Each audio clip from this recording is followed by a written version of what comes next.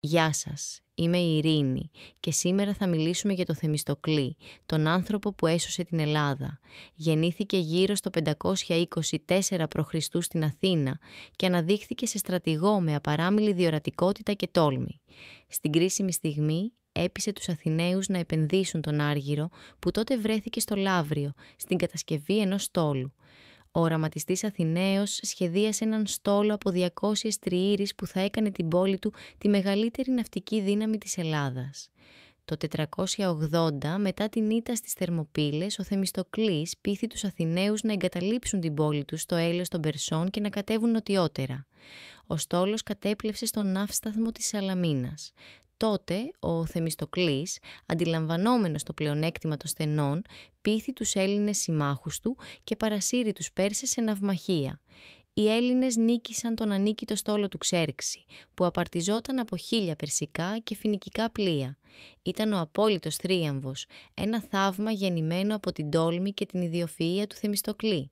Όμως, όπως συμβαίνει συχνά στους μεγάλους άνδρες, οι συμπολίτες του άρχισαν να φοβούνται τη δύναμή του. Το 471 π.Χ., με τον Θεμιστοκλή να είναι ο απόλυτος κυρίαρχος της πολιτικής ζωής, η αντίπαλη παράταξη πετυχαίνει τον εξωστρακισμό του. Τότε μεταβαίνει στο Άργος, μεγάλο εχθρό της Σπάρτης. Η προσπάθειά του να πείσει τους Αργίους να συμμετάσχουν στη συμμαχία της Αθήνας τραβά την προσοχή των Σπαρτιατών. Τότε οι Λακεδαιμόνιοι τον κατηγορούν για συνωμοσία με τους Πέρσες σε προδοσία και ζητούν να πάει στη Σπάρτη να δικαστεί. Οι Αθηναίοι τον καλούν σε απολογία, αλλά γνωρίζοντας τη μοίρα που τον περιμένει, αποφασίζει να το σκάσει και να κηρυχθεί προδότης και στην ίδια του την πόλη. Αρχικά πάει στην Κέρκυρα, μετά στην Ήπειρο, αλλά όντας ο πλέον καταζητούμενος Έλληνας αποφασίζει να πάει στην Περσία. Εκεί ο Θεμιστοκλής είναι ήδη επικηρυγμένος από τον Μέγα Βασιλέα για 200 τάλαντα. Για να μην συλληφθεί και θανατωθεί από κάποιον κυνηγό κεφαλών, ντύνεται γυναίκα και καταφέρνει τελικά να φτάσει στα Σούσα και να συναντήσει τον Πέρση βασιλιά. Αυτός ενθουσιάζεται με την τύχη του να έχει μπροστά του τον Θεμιστοκλή. Του χαρίζει τους φόρους από 3 πόλεις και τον αφήνει να ζήσει ως άρχοντας μέσα στην απόλυτη πολυτέλεια μέχρι να καταστρώσουν το σχέδιο νέας εκστρατείας στην Ελλάδα. Ο Θεμιστοκλής βρίσκει προφάσεις για να το καθυστερήσει, όπως την άγνοιά του για την περσική γλώσσα. Πράγμα απαραίτητο για να γίνουν οι εμπιστευτικές συζητήσεις μεταξύ αυτού και του Μεγάλου Βασιλέα. Ο Θεμιστοκλής ζει στις Ανέσεις για 3 χρόνια. Γίνεται έμπιστος των Περσών και μέλος της βασιλικής αυλής. Η στιγμή όμως φτάνει και ο Αρταξέρξης τον καλεί να γίνει ο αρχιστράτηγος του νέου σχεδίου υποδούλωσης της πατρίδας του. Αλλά ο Θεμιστοκλής δεν ξέχασε ποτέ ποιος ήταν.